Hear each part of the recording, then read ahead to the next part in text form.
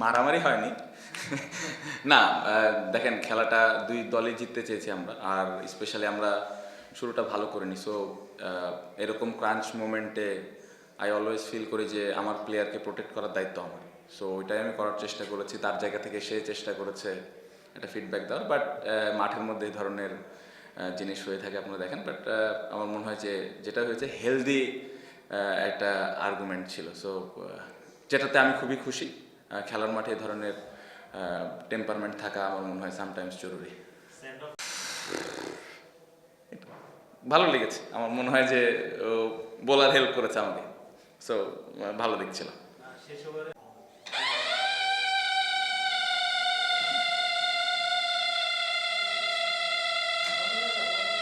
ওটা অফ করে দেন, মানুষ কম আছে, একদম অফ করে দেন দাদা। ওকে।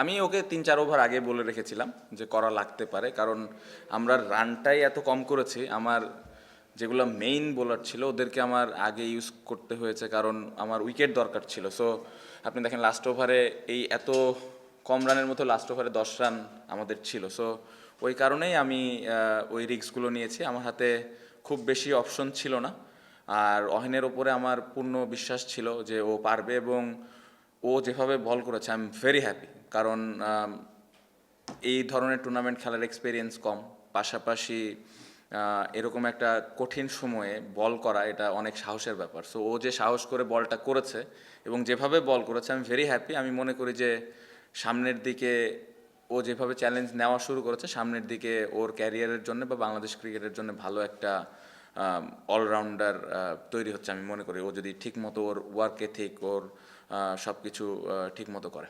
হ্যাঁ, আপনি যদি পুরা 11 জনের মাঠের ভেতরের ইনভলভমেন্ট দেখেন, সবাই আমরা বিশ্বাস করেছি, কারণ ক্রিকেট খেলায় যে কোনো কিছু হতে পারে।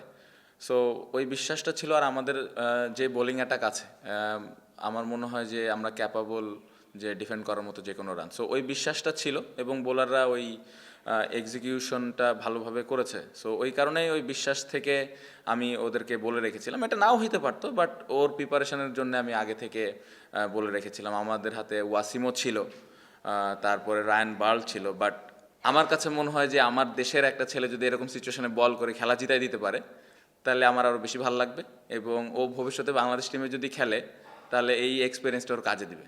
আপনি যদি আগের ম্যাচের সুপার ওভার দেখেন, রিপন বল করেছে। সো আমি অলওয়েজ প্রেফার করি যে আমাদের দেশের কেউ এরকম এক্সপিরিয়েন্স করুক। সো খুবই খুশি, আমি যেটা বললাম একটু আগে, যে ও যেভাবে চ্যালেঞ্জটা নিয়েছে এবং যেভাবে বল করেছে, এটা আসলে ভবিষ্যতের জন্য ওর জন্য ভালো, এবং আমাদের অ্যাজ এ হোল টিম আমরা আরও কনফিডেন্ট ফিল করছি তার উপরে।